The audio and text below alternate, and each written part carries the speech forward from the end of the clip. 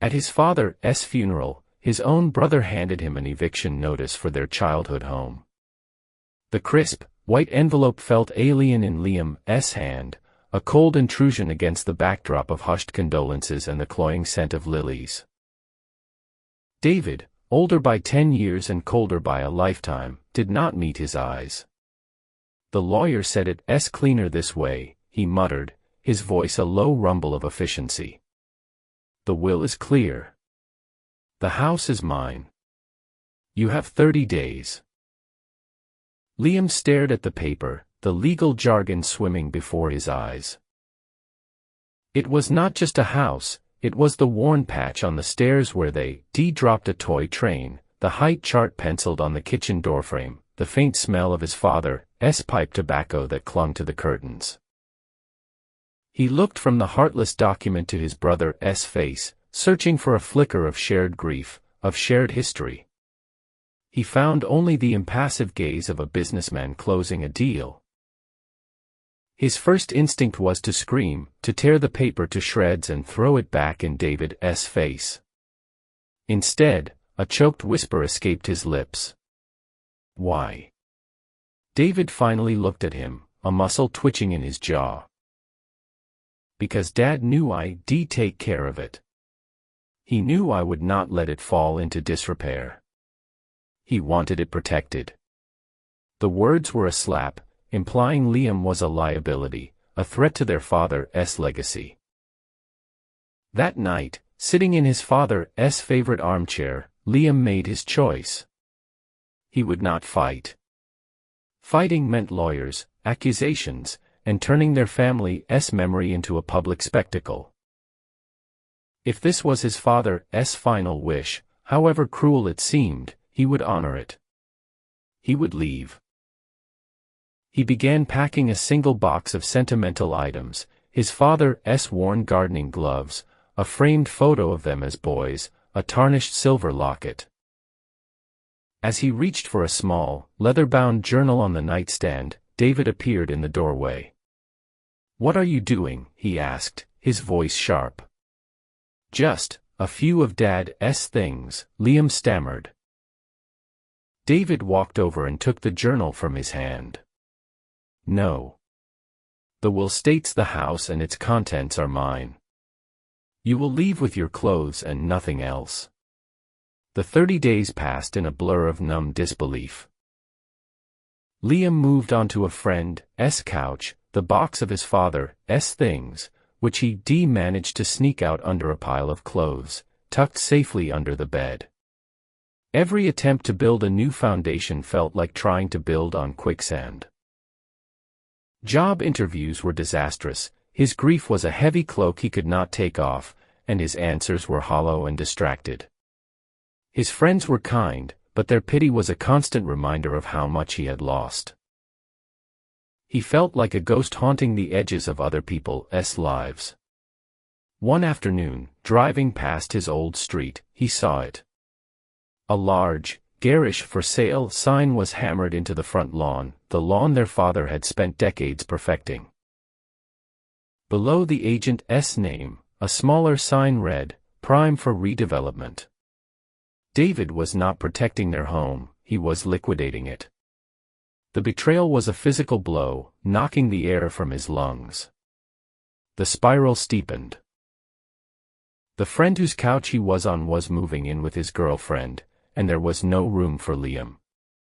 With his savings dwindling, he moved into his car, a cramped, cold prison that smelled of stale coffee and despair. He'd park at the end of his old street at night, watching the darkened windows of the house, a monument to a life that was no longer his. He was at his lowest point, a man with no family, no home, no future. One morning, he woke to the sharp tap of a police officer on his window. Sleeping in his car was a violation of a local ordinance. As his car was being hitched to a tow truck, the officer handed him a ticket. Liam watched the vehicle that held the last of his possessions, including the precious box of his father's memories, being hauled away. He was now truly, completely, alone on the street. With the last of his cash, Liam paid the impound fee to retrieve the single box from his car. He could not afford to get the car back. He took the box to a cheap diner, ordered a black coffee he could not afford, and sat down, defeated. He had nothing left. He opened the box, his fingers tracing the cracked leather of his father's gardening journal. He was not sure why he saved it, but it was the only piece of his father he had left. He opened it, and a sealed envelope fell out from between the pages. His name, Liam, was written on the front in his father's familiar, steady script. With trembling hands, he tore it open. The letter was not about grief or goodbyes. It was a confession and a plan. "My dear Liam," it began, "if you are reading this, then David has done what I feared. Forgive me for this deception. I knew your brother's heart was ruled by greed, not love. The house was his test, and I knew he would fail it. He will seize the walls, but he will miss the foundation. Your inheritance, the true legacy of our family, is not in that house.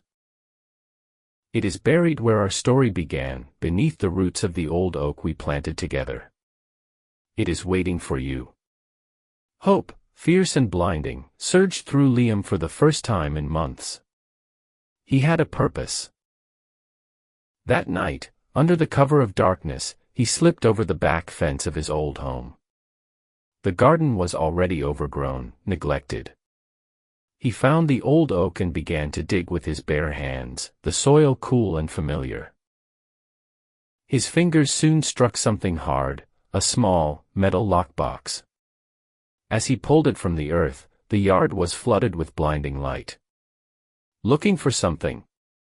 David's voice dripped with triumph from the back porch. He held a phone to his ear. "Yes, officer. The vagrant I mentioned is back. He's on my property, trying to dig up the yard." Liam stared, the lockbox in his hands, as his brother smiled a predator's smile. He had not found a treasure, he walked right into the final, perfect trap. Sitting in the back of the police car, the cold metal of the handcuffs biting into his wrists, Liam felt a strange sense of calm. It was over. He had lost everything. David had won. The officer had let him keep the lockbox, assuming it was his personal property. He turned it over in his hands. It was old and rusted, with a simple lock. Then he saw it. Scratched into the bottom, almost invisible under the dirt, was a small inscription, P.O. Box 482. It was not a clue to what was inside the box. The box was the clue. His father had not buried a treasure, he had buried a message, a decoy designed for David's predictable greed. The old man had known his oldest son would be watching, waiting. The real inheritance was somewhere else entirely.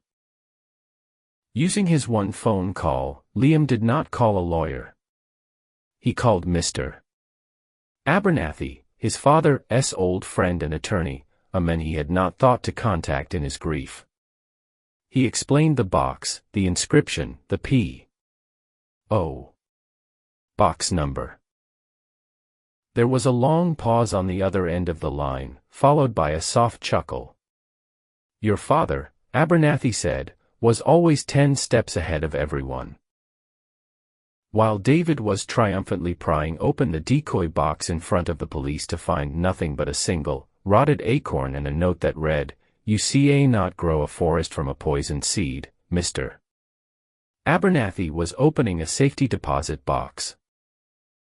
Inside were the legal documents. His father had sold off small, profitable assets years ago, creating a substantial trust fund.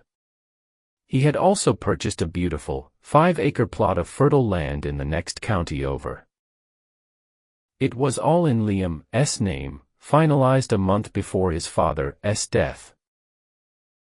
The will David had executed was real, but it was for an almost worthless prize, The house itself was mortgaged to the hilt, a financial liability his father knew David would be too arrogant to investigate before seizing. David's victory was a mountain of debt. Liam was released, the charges dropped. Months later, he stood on his own land, the rich soil crumbling in his hands. He had plans for a nursery, a place of growth and life, the kind of legacy his father would have truly valued. He looked out over the rolling green fields and finally understood that a home is not a building you re-given, it's a garden you have the courage to grow yourself.